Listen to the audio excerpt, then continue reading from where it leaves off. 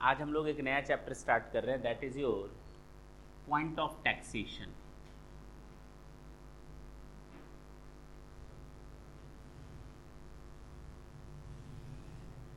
बहुत ही important chapter है और आज के आज ये चैप्टर क्या हो जाएगा, ओवर हो जाएगा। पॉइंट ऑफ टैक्सेशन जरा समझने की कोशिश करो कि आखिर हम ऐसी क्यों बात कर रहे हैं, that we are needed to find out the time at which we are needed to charge the service tax rate.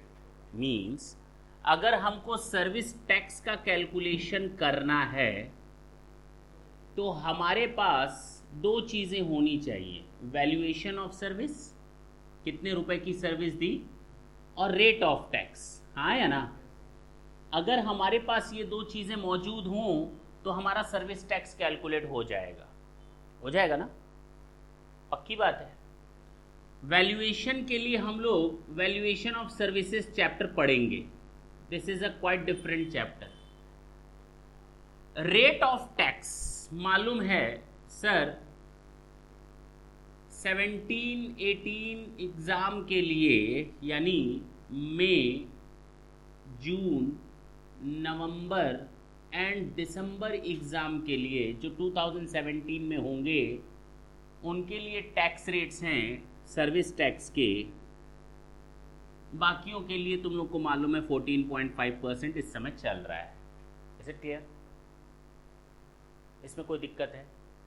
तो अगर आप में से एग्ज़ाम है बच्चों का May, June, November and December, then the tax rate is 15%, otherwise it is 14.5%। हमने ये पहले भी बताया है। दूसरा, तो सर रेट ऑफ टैक्स तो फाइनल है। अरे कहाँ फाइनल है? सुनो, पहले टैक्स रेट था 14, फिर हुआ 14.5, अब है 15%। हो रहा है ना चेंज? मैंने अभी तुमसे कहा कि जिनका एग्जाम अगले साल है, मींस कमिंग एग्जाम, वो 15% के हिसाब से, अदरवाइज जिनका था वो 14%। ये टैक्स रेट चेंज हो रहा है। क्या हो रहा है? आखिर 0.5% क्या है? स्वच्छ भारत कोष, और बाकी 0.5% क्या बढ़ गया? कृषि कल्याण सेस। चलो, तो आखिर हमारे ऊपर कौन सा टैक्स रेट होगा? हम सर्विस दे, हो सकता है इस समय दिए हूं, पैसा मुझे यहां मिला हो सकता है मैंने पैसा तुमसे पहले ले लिया, सर्विस इधर दी, है ना प्रॉब्लम? तो प्रॉब्लम ये है कि हमें किस दिन का टैक्स रेट लेना है। अगर ये पता चल जाए किस दिन का टैक्स रेट लेना है, हमारा टेंशन खत्म। फिर उसके बाद हमें ये नहीं बताना पड़ेगा कौन सा टैक्स रेट लें, सर खुद आने लगेंगे 14 ने, 14.5 ने, 15% ने, डजंट मीन एट ऑल। हमको ये जानना है point of taxation means the point in time, the point in time when a service shall be deemed to have been provided. Okay, जरा ढंग से सुनना फिर से। When the service shall be deemed to have been provided, ये वो time है जो आपको बताता है, ये मान लिया जाएगा कि आपको सर्विस दे दी गई। ये वो टाइम है जो बताएगा आपको सर्विस दे दी गई, चाहे सर्विस दी गई हो चाहे ना दी गई हो। ये वो पॉइंट ऑफ टाइम है, that's why it is known as point of taxation.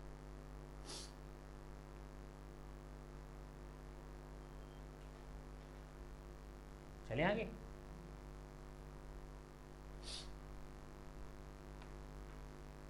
तो हम लोग आज किसकी बात करने जा रहे हैं? Means point in time in which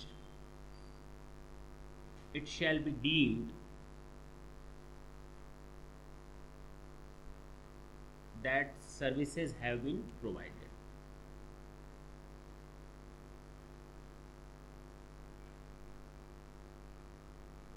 एक नया वर्ड आया। नया क्या आया? फर्स्ट लेक्चर में ही मैंने बताया दिया था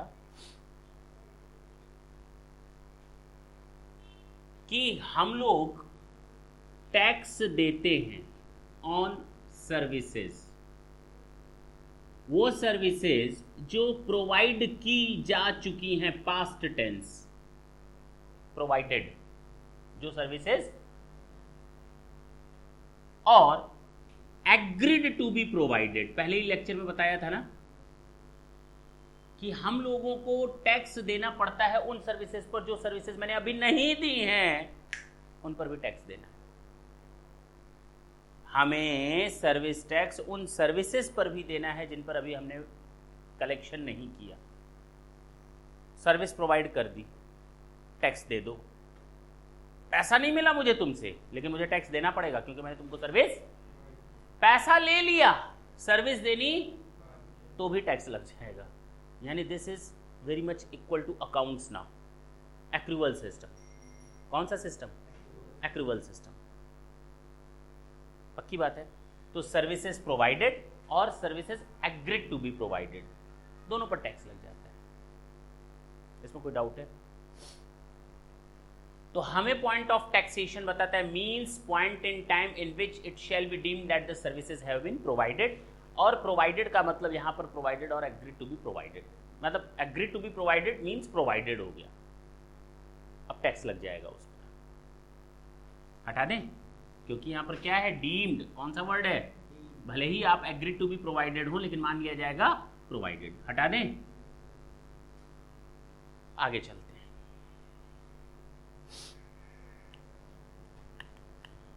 हम इस चैप्टर को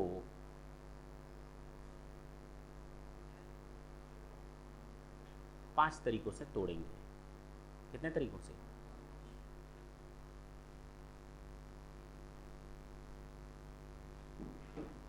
normal case,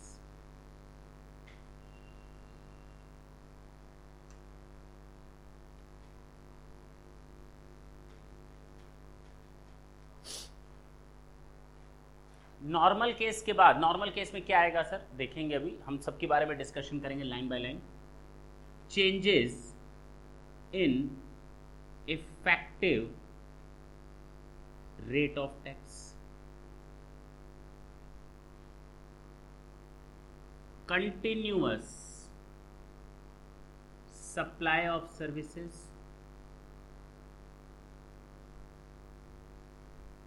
reverse charge mechanism,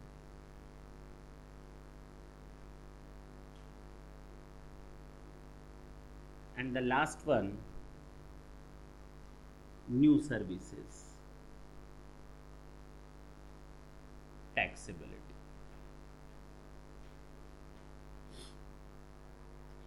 clear है? अगर हमें ये पांच चीजें तैयार हो जाएं तो हमारा ये चैप्टर क्या है? डन डनाडन। कोई भी दिक्कत हो बोल सकते हो।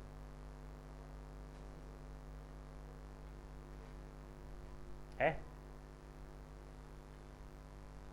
हम सबसे पहले किसकी बात करेंगे? नॉर्मल केस की बात करेंगे। इधर देखो, नॉर्मल केस क्या होता है समझना भाई। मैं मार्केट में गया ये पेन खरीदने, मैंने कहा पेन दो, उसने कहा 20 रुपये दो, मैंने 20 रुपये दिए, उसने मुझे पेन दिया। अब कुछ और भी चाहिए क्या? हाँ, बिल, इनवॉइस। बिना इनवॉइस के आ जाओगे? ये नहीं कहोगे पेपर दो इसका ओरिजिनल। मान लो पेन खराब निकल जाए तो? समझ गए बात? बल्ब लेने जाते हो CFL, 500 का होता है, बिल दो, गारंटी कितने, वारंटी, अब तो याद आता है। फ्रिज लेते हो तो बड़ा याद आता है कि नहीं? उसमें बिल और पेपर्स तो मांगते हो। क्यों मांगते हो? रीजन यही। दूसरा, नॉर्मल केस, जब आप सामान किसी को आप बेचते हो तो आप उसको बिल इश्यू करते हो, इनवॉइस इश्यू करते हो। This is your normal case. इसी तरह अगर आप किसी को सर्विस बेचते हो तो आप क्या इश्यू करते हो? Bill, invoice. आपने हमें फीस दी, हमने आपको रिसीट नहीं दी, वो क्या है? इनवॉइस। वो क्या है? बिल। Is it clear? तो जब सर्विसेज प्रोवाइड होती हैं तो वहां पर इनवॉइस इश्यू होता है, वहां पर इनवॉइस इश्यू होता है। दो तरीके हैं इनवॉइस इश्यू करने के। या तो इनवॉइस इश्यू हो गया हो 30 दिनों के अंदर। कितने दिनों के अंदर? कब से? सर्विस देने के बाद 30 दिनों के अंदर, या इनवॉइस 30 दिनों के अंदर इश्यू ही नहीं हुआ, यानी हुआ तो बाद में हुआ या तो हुआ ही नहीं। दो केस समझ में आए? दो केस समझ में आए? Invoice issued within how many days? 30 or 45 days from the date of completion of service.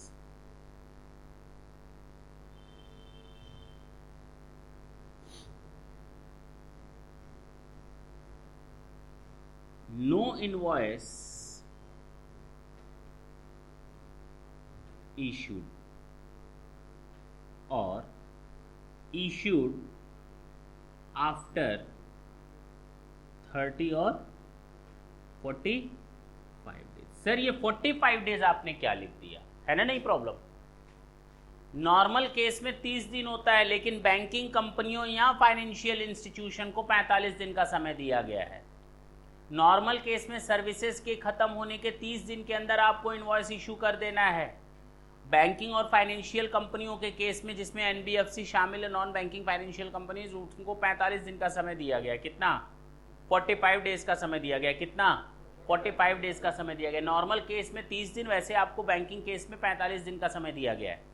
You can issue your invoice within 30 और 45 days from the date of completion of service. Or the second case, you didn't issued at all or issued it after 30 और 45 days. Is it clear? आपने issue तो किया लेकिन time के बाद, यहां तो आपने इशू ही नहीं किया। अच्छा सुन लो, तो हमें डेट है, डेट ऑफ सर्विस। हमने आपको सर्विस दी 10 अगस्त 2016 को। कब दी? डेट ऑफ इनवॉइस है 20 अगस्त 2016। डेट ऑफ पेमेंट है 31 अगस्त 2016। हमारे सामने एक बहुत बड़ी समस्या है। हमें यह बताओ कौन सा पॉइंट ऑफ टैक्सेशन है। सर कोई भी ले लीजिए, यहाँ भी 14.5%, यहाँ भी 14.5%, यहाँ पर भी 14.5%। हम केवल इस केस की बात नहीं कर रहे, हम नॉर्मल केस की बात कर रहे हैं। मान लो इधर 14 होता, इधर 14.5 होता, और इधर क्या करते? क्या करते? किस रेट पर टैक्स लगाते? अगर लोगों को छोड़ दिया जाए तो हर बंदा कहेगा 14%। हाँ है ना? क्या करें? कहा गया कभी कम कभी ज़्यादा, सरकार रूल बनाएगी सबके लिए बराबर।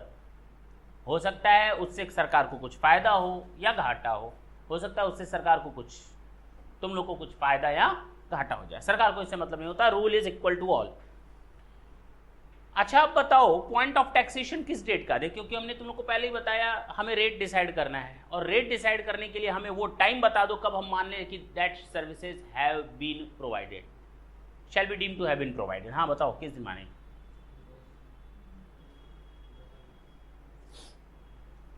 अगर आपने सर्विस खत्म होने के 30 दिनों के अंदर इनवॉइस इशू कर दिया है, कितने दिनों के अंदर? तो क्या हुआ है? हाँ, तो इन दोनों में से जो पहले हो, पहले मतलब डेट, ये वाला रेट नहीं, पहले कौन सा आएगा? तो 14.5। अब समझ में आई बात? बोलो, सुन लो। अगर हमने सर्विस खत्म होने के 30 दिन के अंदर इनवॉइस इशू कर दिया, तो डेट ऑफ पेमेंट और date of invoice which ever is earlier, तो इसका सॉल्यूशन आया date of invoice or date of payment which ever is earlier. सुन लोगे तो बहुत फायदे में रहोगे। और अगर हमने इनवॉइस इशू ही नहीं किया, ये या तो हमने देर से इशू किया तो काट डालो। अब इन दोनों में से जो पहले हो, अब तो सजा मिलेगी ना, अब तो सजा मिलेगी, अब तो सजा, तो कहा गया इन दोनों में से जो पहले हो। पहले कौन है? पहले कौन है? 10 अगस्त, तो बात खत्म। 14%। तो कहोगे सर फायदा हो गया, फायदा हो गया। अगर मान लो इधर रेट ऑफ टैक्स होता 15 और इधर 14 होता, अब बताओ तो ऐसे कौन सी बात होती है? फायदा घाटा हम लोग यहाँ नहीं देखने जा रहे हैं। We are just going to determine the date at which it shall be deemed that the services have been provided. Is it clear? हमें घाटा फायदा नहीं देखना, सरकार को कम सरकार को ज्यादा, हो सकता है उल्टा होता, कुछ भी हो सकता है। तो यहां पर अब कौन सी दो डेट्स मिली? डेट ऑफ सर्विसेज और डेट ऑफ पेमेंट। तो date of completion of service और डेट ऑफ, पूरा लिख दे रहे, कंप्लीशन ऑफ सर्विस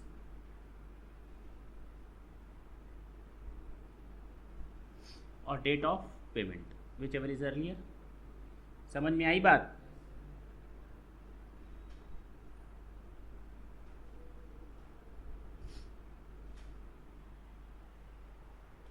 मेरे हिसाब से दिक्कत नहीं आनी चाहिए, मेरे हिसाब से तो दिक्कत नहीं होनी चाहिए। First topic is over, normal case is over.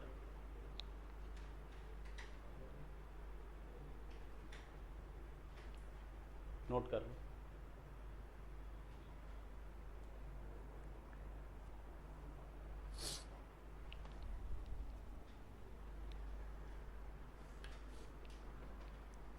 हटा दें, ये हटा रहे, ये हटा रहे हैं। अब हम बात करेंगे कंटिन्यूअस सप्लाई ऑफ सर्विस की। किसकी?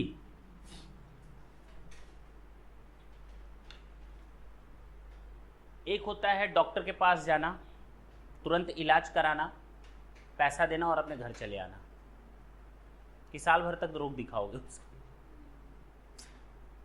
दूसरा, इंजीनियर की सर्विसेज लेना, भाई साहब देखिए कितना कहाँ डिज़ाइन बनेगी, क्या है, वो आया बताया और चला गया।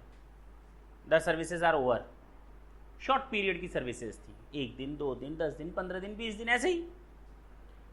लेकिन कभी कभी सर्विसेज जैसे मैं आपको दे रहा हूँ, पिछले 2 महीने से दे रहा हूँ, आने वाले 2 महीने तक और दूंगा। This is continuous supply of service. Building बन रही है, साल भर से मेरे साथ कॉन्ट्रैक्टर जुड़ा हुआ है, या इंजीनियर जुड़ा हुआ है, या सीए जुड़ा हुआ है, या कंसल्टेंसी सर्विसेज का कोई बंदा जुड़ा हुआ है। Continuous supply of service. क्या अब बात समझ में आई?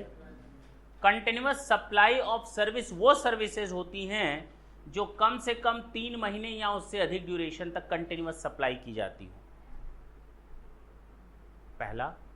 दूसरा, ऐसी सर्विसेज जिनको सेंट्रल गवर्नमेंट ने नोटिफाई करके रखा हो that these are continuous supply of services, even though वो 1 महीने की हो, 1.5 महीने की हो, 2 महीने की हो, या 6 महीने की हो, कोई फर्क नहीं पड़ता।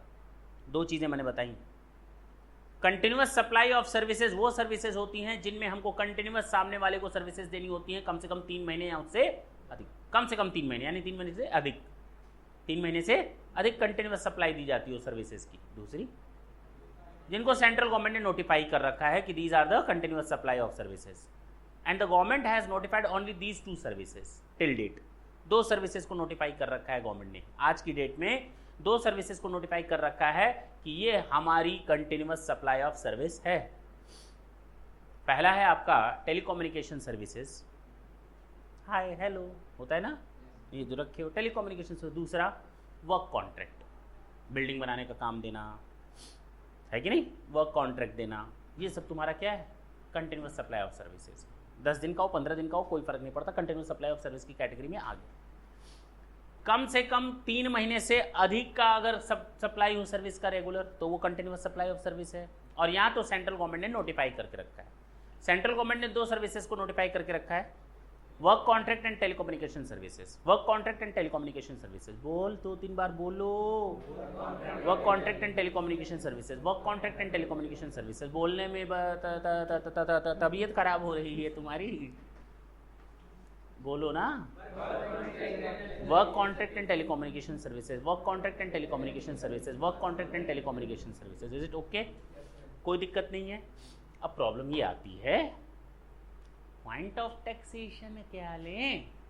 डॉक्टर का ठीक था, इंजीनियर का ठीक था, ये 1-2 दिन वाली सीए साहब की सर्विसेज ठीक थी, 10 दिन 15 दिन वाली सब ठीक है। But what about those services which are continuously supplied by the supplier of service? कौन सा पॉइंट ऑफ टैक्सेशन दें? कोई भी टैक्स रेट लगा लें, किसी भी दिन का लगा दे। कंटिन्यूअस सप्लाई ऑफ सर्विस को डिफाइन किया गया है।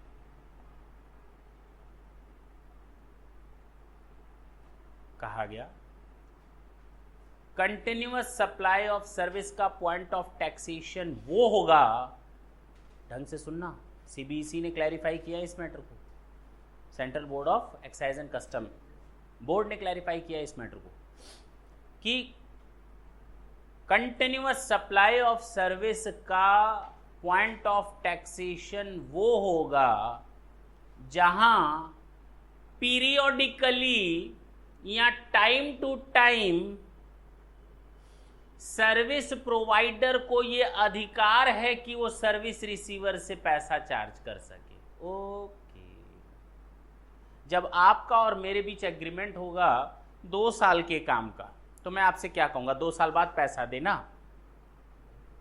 2 साल तक हम आपको फोकट में सर्विस देंगे। हाँ, अरे बोलोगे, मुंह से कुछ निकलता क्यों नहीं? बीच बीच में देते रहेंगे। बीच का मतलब क्या? पीरियड या टाइम टू टाइम हम देखते रहेंगे। टाइम टू टाइम हम आपको पेमेंट 2 महीने में, हर 3 महीने में, हर 1 महीने बाद हम आपको पेमेंट।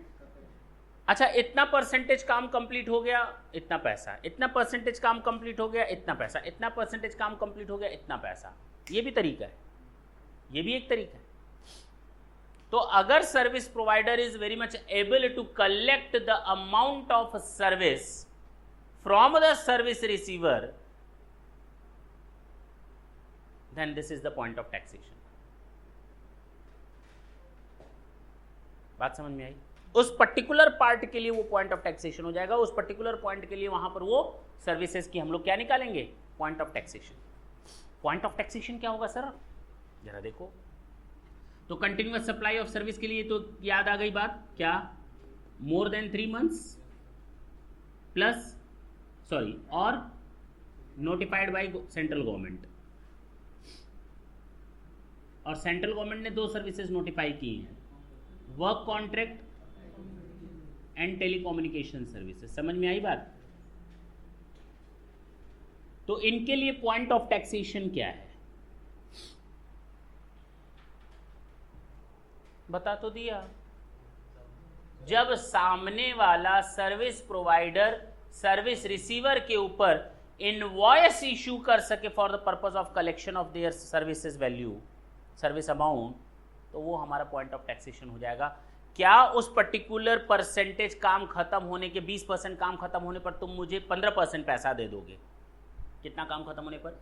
20% काम खत्म होने पर तुम मुझे टोटल वैल्यू का 15% पैसा दे दोगे। टोटल वैल्यू का अगर 20% काम पूरा हो जाए तो तुम मुझे 15% पैसा दे दोगे, तो 20% काम पूरा हो गया। तो क्या मैं तुम्हारे ऊपर अब इनवॉइस लिख सकता हूं? जी। उस 20% के लिए लिख सकता हूं? जी। कलेक्शन कितना कर सकता हूं? केवल 15%। तो 15% का अमाउंट हम तुमसे कलेक्ट कर सकते हैं।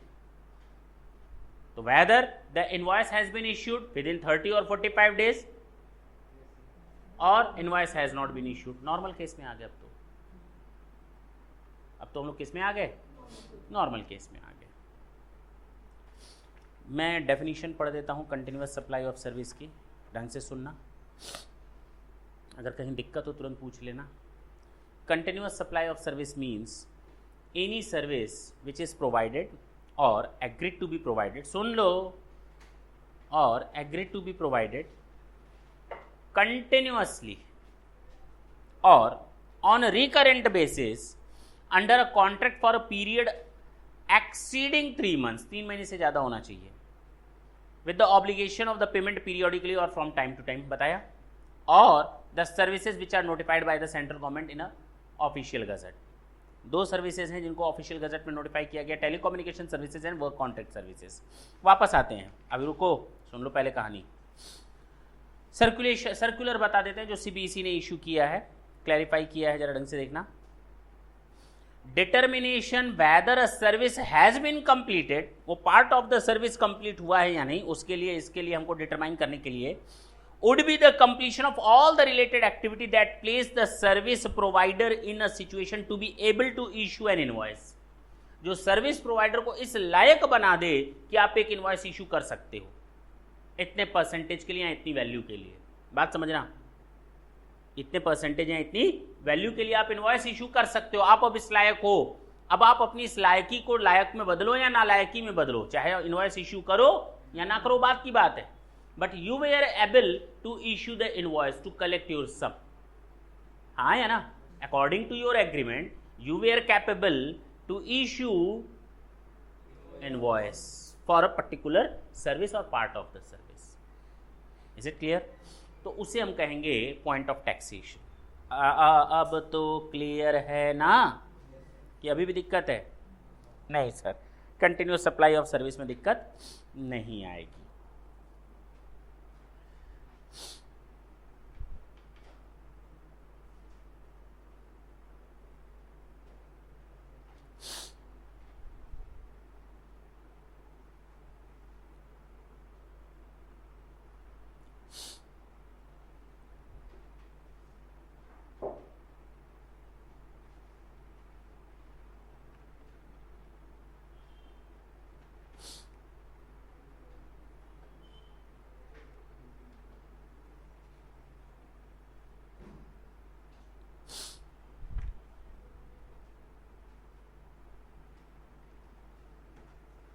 चलें,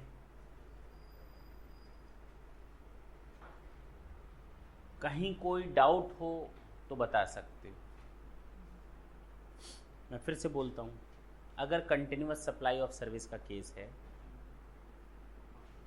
और सर्विस प्रोवाइडर सर्विस रिसीवर से पेमेंट लेने लायक बन गया कुछ हिस्सा एज पर द एग्रीमेंट, तो जितने परसेंटेज के लिए वो पेमेंट लेने का अधिकार ले चुका है या जितने परसेंटेज का वो अब इनवॉइस इश्यू कर सकता है, वो date point of taxation date कहलाएगी। Is it clear? अब चाहे वो इनवॉइस इशू करे या ना करे, मैंने कहा है जहां उसे इनवॉइस इशू करने का अधिकार मिल जाए। Is it clear? भले वो इशू करे या ना करे, कोई फर्क नहीं पड़ता। अच्छा जी,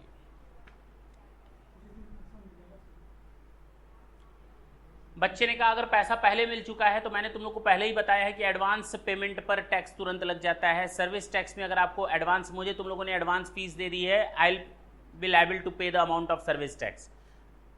it is irrelevant that the services has been provided to you और नॉट।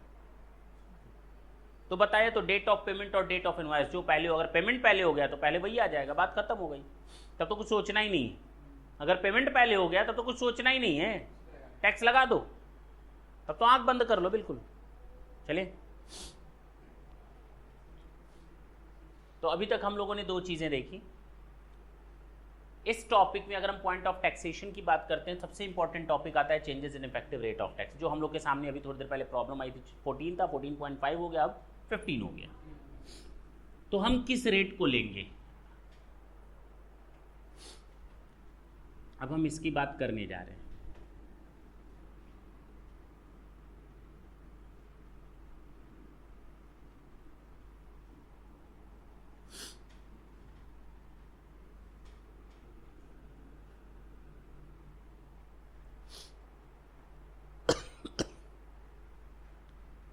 हमने सुनना ढंग से, सर्विसेज प्रोवाइडेड, ये है पॉइंट नंबर। अच्छा, इसके बाद चेंजेस इन टैक्स रेट, ये है पॉइंट नंबर।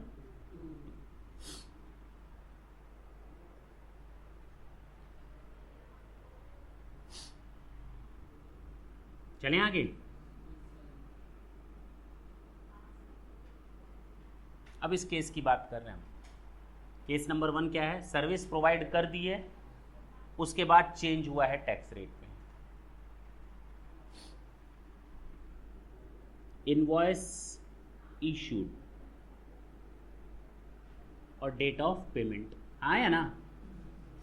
यानी 3 फैक्टर हमारे सामने हमेशा दिमाग खराब करेंगे।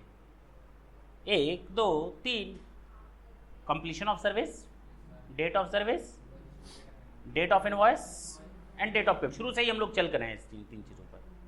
अगर इनवॉइस नहीं था तो इन दोनों में से जो पहले हो, अगर इनवॉइस था तो इन दोनों में से जो पहले हो। प्रॉब्लम अब थोड़ी उल्टी हो गई है। उल्टे हो जाओ तो सीधी हो जाएगी। प्रॉब्लम क्या हो गई है? उल्टी हो गई। डॉक्टर को दिखाओ। इसे उल्टी सीधी बातें क्यों बोलते हो? कौन सी बात बोल रहे हो? देखो इधर, सर्विस प्रोवाइड की जा चुकी है, उसके बाद टैक्स रेट में चेंज आया। टैक्स रेट में कब चेंज आया है? उल्टा भी तो हो सकता है। अभी तो उल्टी हो रही है, उल्टा होता है। देखो, चेंजेस इन टैक्स रेट, ये केस नंबर 2 है जिसमें पहला पॉइंट ये। इसके बाद हमने सर्विस प्रोवाइड की है, हो सकता है। और इस केस में भी 2 चीजें हो सकती हैं, date of invoice and date of payment. अब बात समझ में आई? तो पहले हम इस केस को पूरा करते हैं, बाद में हम इस केस को देखेंगे।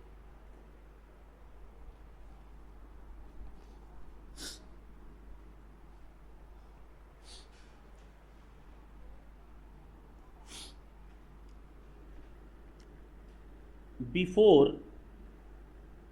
changes in tax rate services provided, before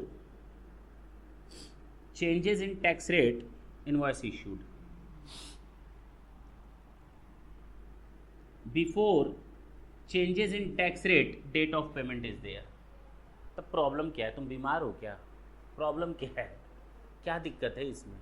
उसको अपने ऊपर लगा। सही में बीमार हो? अच्छा, दिक्कत क्या है इसमें?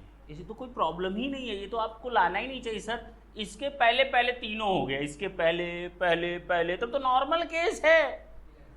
तीनों पहले है, आपको तो ये मुद्दा उठाना ही नहीं चाहिए। चेंज इन टैक्स रेट के पहले service provided, change in tax rate के पहले invoice issue, change in tax rate के पहले डेट। सर हम क्या कौन सा गुनाह किया? आप तो नॉर्मल केस में आ गए, इसको छोड़ दीजिए, इसकी तो हम बात भी नहीं करेंगे। नहीं बोलोगे? ये है आपका आफ्टर। अब बात समझ में आई?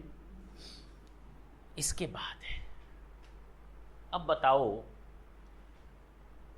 बोझ किसका ज्यादा है, मतलब पलड़ा किसका भारी है, बिफोर वाले का या आफ्टर वाले का? पलड़ा किसका भारी है, बिफोर वाले का या आफ्टर वाले का?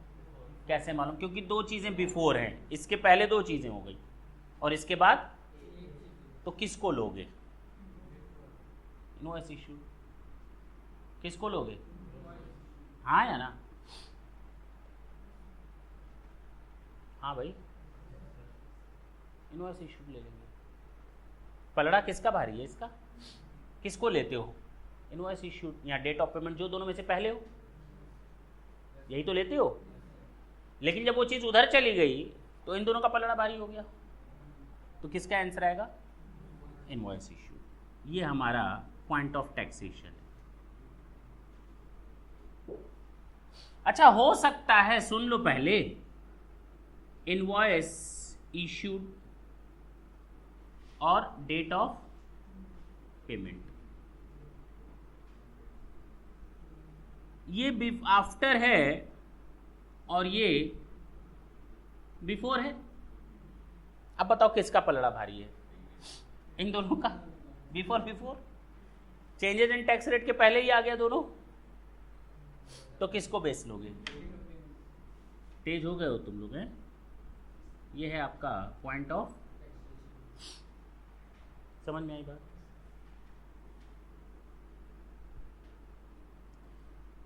तीसरा, invoice issued after after the changes in tax rate, और डेट ऑफ पेमेंट आफ्टर। अब किसका पलड़ा भारी है, किसका पलड़ा भारी है, बिफोर का या आफ्टर का? आफ्टर का तो नॉर्मल है, जो दोनों में से विच एवर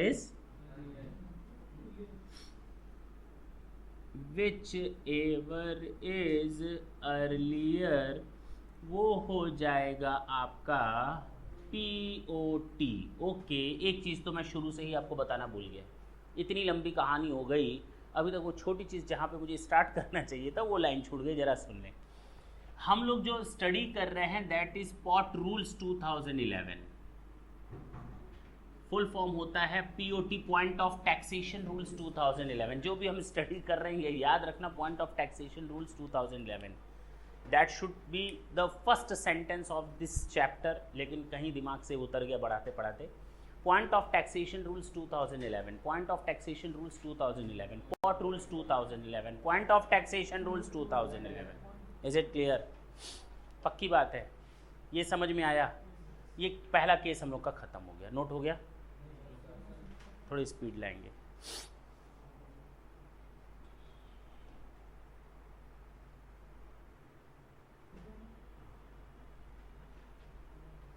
चल सकते हैं? ये समझ में आया? कितना हल्लुक है नहीं? और सबसे इंपॉर्टेंट चीज़ बस यही है इस चैप्टर में, जिसको ये समझ में आया फिर तो कुछ चैप्टर में कुछ है ही नहीं, बचा ही नहीं हुआ।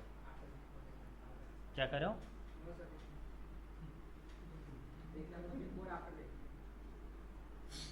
अच्छा, अब फिर बात अच्छा मिटाना नहीं चाहिए था हमको, गड़बड़ कर दिया मैंने, चलो दोबारा बना देते हैं। गड़बड़ हो गया ना, मिटाना नहीं चाहिए। चलो, हाँ, changes in effective rate of tax, changes in tax rate हो गया, ये पॉइंट नंबर 1 है हमारा। और इसके बाद क्या हुआ, सर्विस दी गई है, सर्विस प्रोवाइडेड। अब इसमें केसेस आ जाएंगे। हाँ, डेट ऑफ इनवॉइस,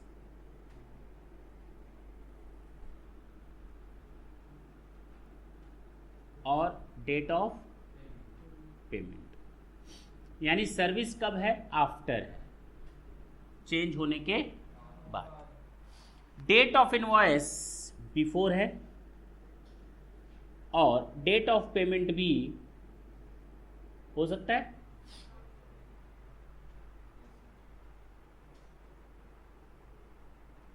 अरे बोल, बताओ किसका पलड़ा भारी है? सब तो सोचना ही नहीं है। Whichever is earlier.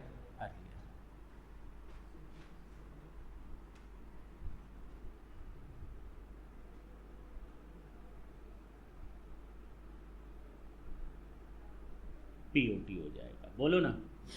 Case number B की बात करते हैं। डेट ऑफ इनवॉइस है, ये बिफोर है, और डेट ऑफ पेमेंट ये आफ्टर है। किसका पलड़ा भारी हो गया, आफ्टर? तो किसको बेस ले लेंगे, date of payment is POT।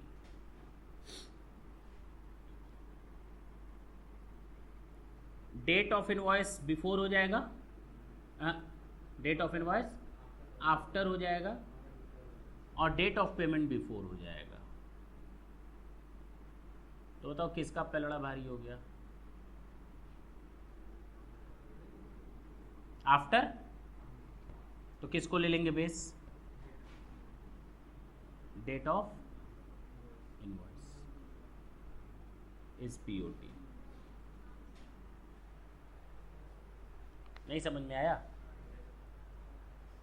यहां तक क्लियर है?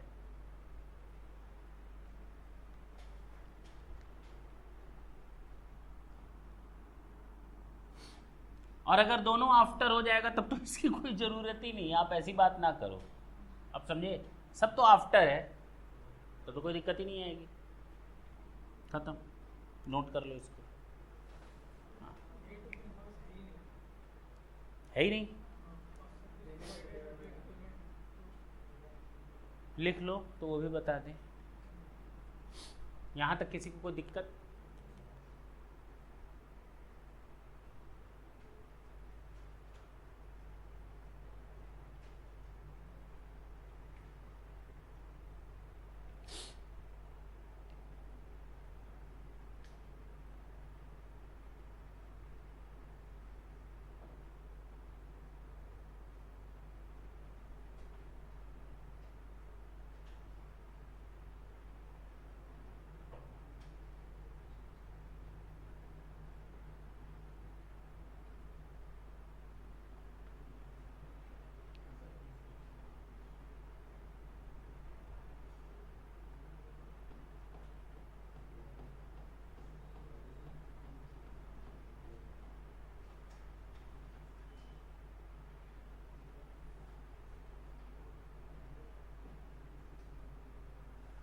बच्चे ने एक इंटेलिजेंट क्वेश्चन पूछा कि सर अगर डेट ऑफ इनवॉइस हो ही ना इन तीनों केस में, हमने इनवॉइस इशू ही नहीं की, तो मैंने तुम लोग को बताया हमारे पास 3 डेट्स होती हैं, date of service, date of invoice and date of payment.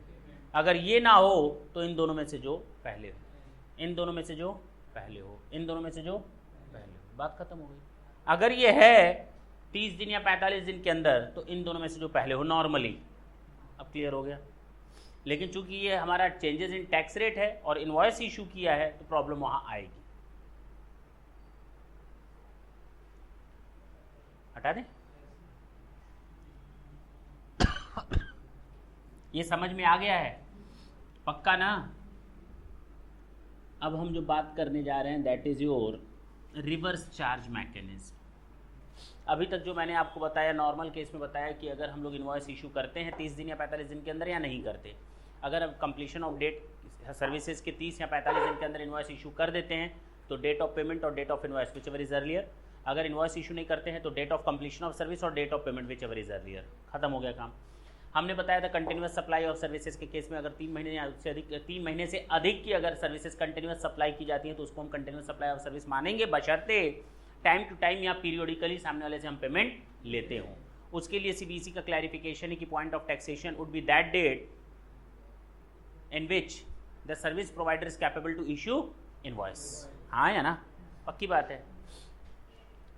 और 2 सर्विसेज नोटिफाई की गई थी कंटिन्यूस सप्लाई ऑफ सर्विस में, extra work contract and telecommunication services. Changes in effective rate of tax, अगर चेंजेस इन रेट में changes होते हैं, tax rate में चेंजेस होते हैं, सर्विस टैक्स के रेट में चेंजेस होते हैं, इफेक्टिव रेट में चेंजेस होते हैं, तो सर पॉइंट ऑफ टैक्सेशन क्या होगा? तो कहा गया अगर सर्विसेज पहले दी गई हैं, टैक्स रेट बाद में चेंज हुए हैं, इनवॉइस बिफोर, सर्विस बिफोर, पलड़ा किसका बिफोर? पलड़ा भारी है बिफोर का, तो डेट ऑफ इनवॉइस। हाँ है ना? अगर डेट ऑफ इनवॉइस बाद में चेंज के और पेमेंट बिफोर, तो पेमेंट हमारा पलड़ा भारी हो गया। दोनों बिफोर तब तो सब बिफोर, कोई दिक्कत ये टॉपिक में आएगा ही नहीं। दोनों आफ्टर तो सीधी सी बात है जो दोनों में से पहले हो। Is it clear? अगर हमने टैक्स रेट पहले चेंज हो गया है, बाद में सर्विस दी है, डेट ऑफ इनवॉइस पहले है, बाद में पेमेंट है, तो बाद वाला पलड़ा भारी हो गया तो डेट ऑफ पेमेंट। बाद में इनवॉइस इशू है, पहले हमारा पेमेंट है, तो बाद का पलड़ा भारी हो गया तो डेट ऑफ इनवॉइस। दोनों पहले है, दोनों पहले है, तो दोनों पहले है तो झंझट खत्म, विच एवर इज अर्लियर। और दोनों बाद में है तब तो ये टॉपिक आएगा ही नहीं। Is it clear? अब जो हम बताने जा रहे हैं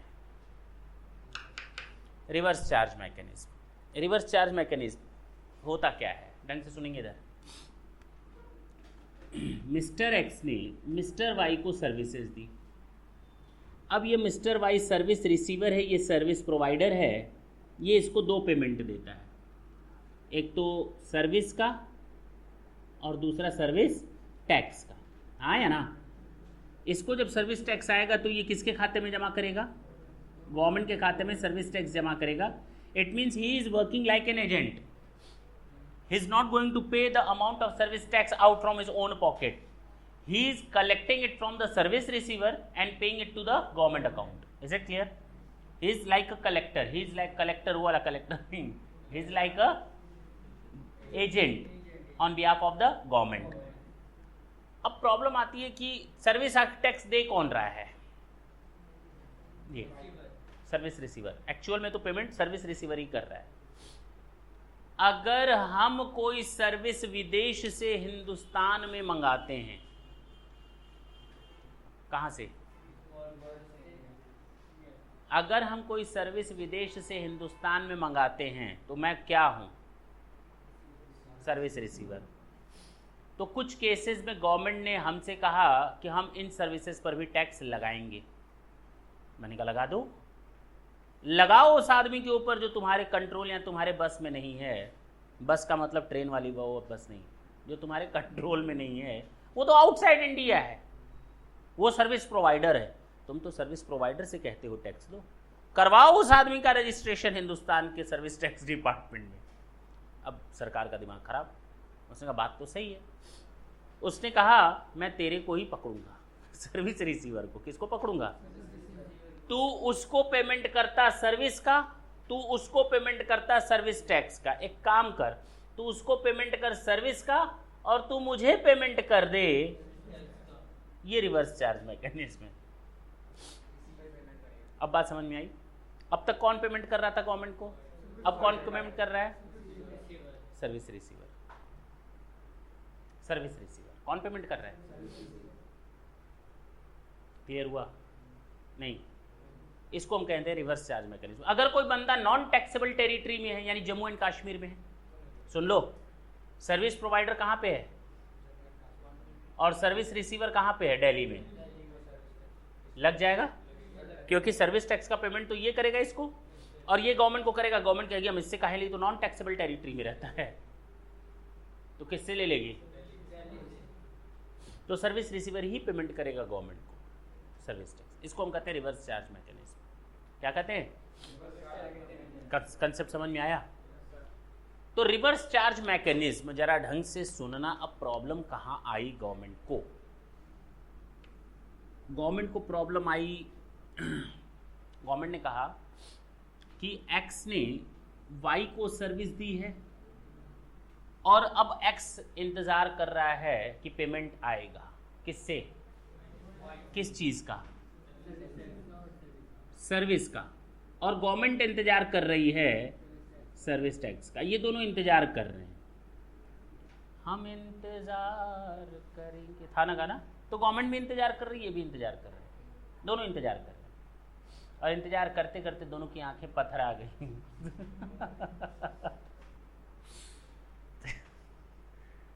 ये ना आया तो गवर्नमेंट का टैक्स मारा गया।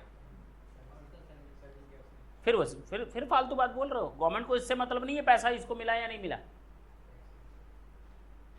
सर्विसेज प्रोवाइडेड हो गई ना, यहां तो tax services to be provided पर लग जाता है, तो सर्विसेज प्रोवाइडेड पर क्यों नहीं लगेगा? बात समझना। जो मैंने सर्विस अभी तक तुम्हें दी नहीं उस पर सर्विस टैक्स लग गया, हाँ या ना? तो जो सर्विस दे दी है उस पर तो लगना ही है। तो सर्विस टैक्स का इंतजार गवर्नमेंट कर रही है। कितना करवाओगे? इसको जल्दी से पेमेंट दो, मेरा पेमेंट आए। कहता नहीं देंगे। गवर्नमेंट इससे पूछती फोन करके, देगा? कहा नहीं। तो अब गवर्नमेंट कहती है आई दादा, अब हम क्या करें? अब गवर्नमेंट ने वहां रूल बनाया। गवर्नमेंट ने कहा सर्विस प्रोवाइड कर दिया, पेमेंट ले लेना, जब तुम इसको पेमेंट करना तो मेरा भी पेमेंट कर देना। This is point of taxation. जिस दिन आप इसको पेमेंट करेंगे आपके लिए डेट पॉइंट ऑफ टैक्सेशन वही होगा। अब क्लियर है? झंझट खत्म। ये इसके पास गया, एक्स के पास, सुन तू हमसे पैसा लेगा तो मुझे गवर्नमेंट को भी पैसा देना पड़ेगा, तेरा क्या फायदा? टेंशन तो मेरे ऊपर आने वाली है। अगर कोई केस होगा तो मेरे ऊपर होगा। तू एक काम कर, तू सरकार को बोल देना पैसा नहीं दिया, ठेंगा दिखा दिया, ले ले पैसा ले ले।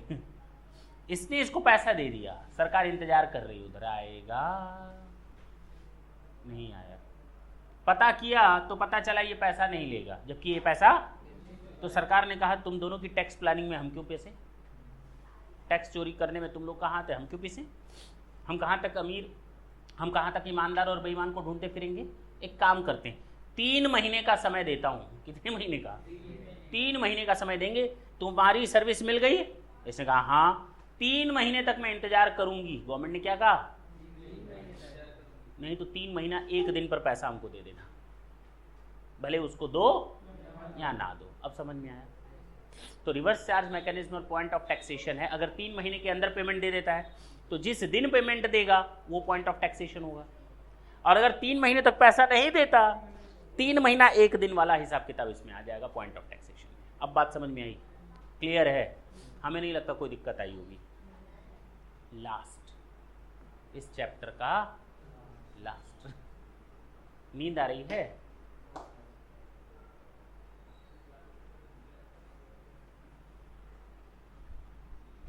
गवर्नमेंट नई सर्विसेज को टैक्सेबल कर देती है। अब तक वो टैक्सेबल थी ही नहीं, अब तक वो टैक्सेबल नहीं थी, माफ थी। अब टैक्स लगा दिया। क्या कर दिया? टैक्स लगा दिया।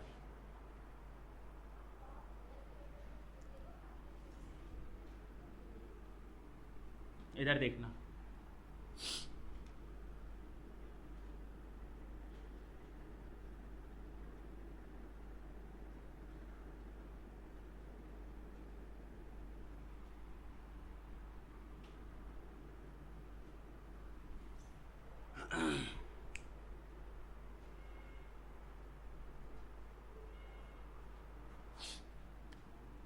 सर्विस become taxable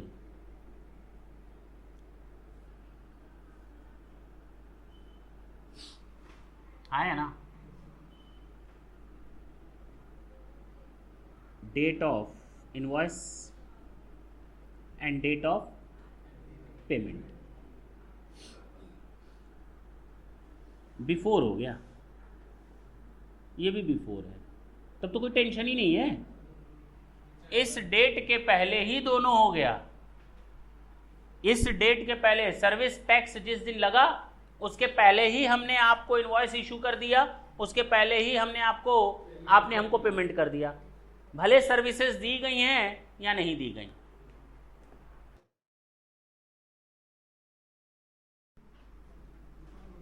सुनना इधर, तो date of service becomes taxable, date of service becomes taxable, नई सर्विस की बात कर रहे हैं।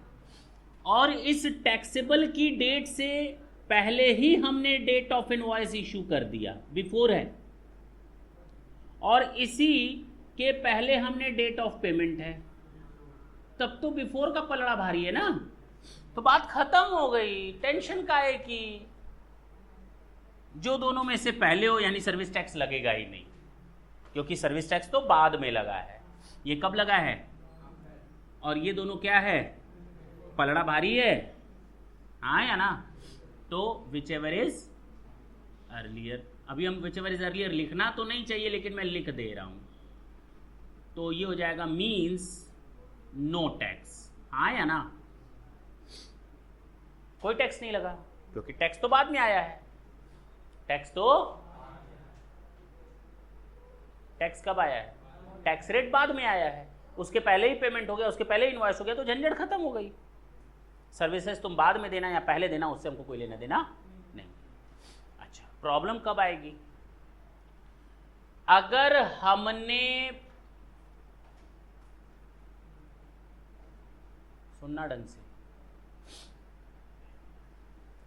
पेमेंट बिफोर है और इनवॉइस आफ्टर,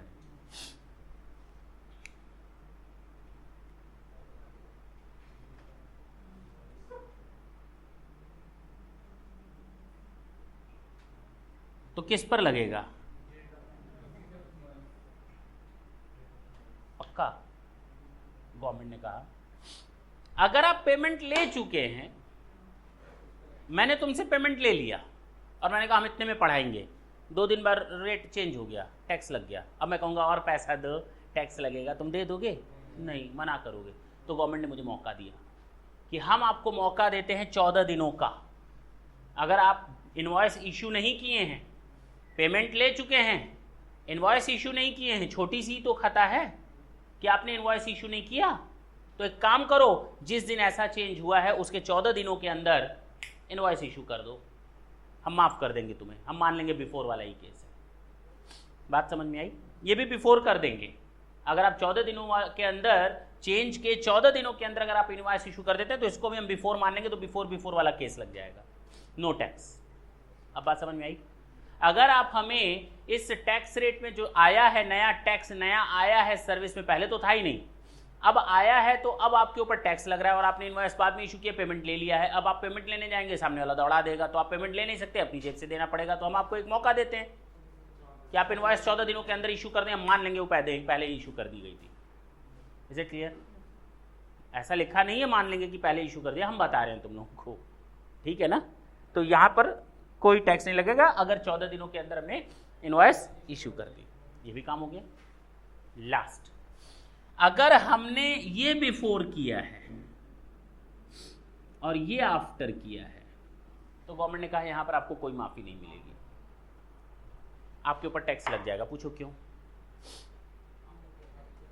क्योंकि कई लोग अगर कहेंगे बिफोर हमने इनवॉइस इशू कर दिया था, सामने वाले के साथ एग्रीमेंट हो गया, तो सरकार कहेगी इनवॉइस ही नहीं इशू किया था तुमने, इनवॉइस ही तो इशू किए हो तुम पहले, पेमेंट तो तुम्हें लेना बाकी है ना, पहली चीज। दूसरी चीज, ऐसा तो हर कोई कर सकता है अपना टैक्स बचाने के लिए, बैक डेट में जाकर इनवॉइस फाड़ देगा, वो तो तुम्हारे हाथ में है, उस पर हम क्यों बिलीव करें?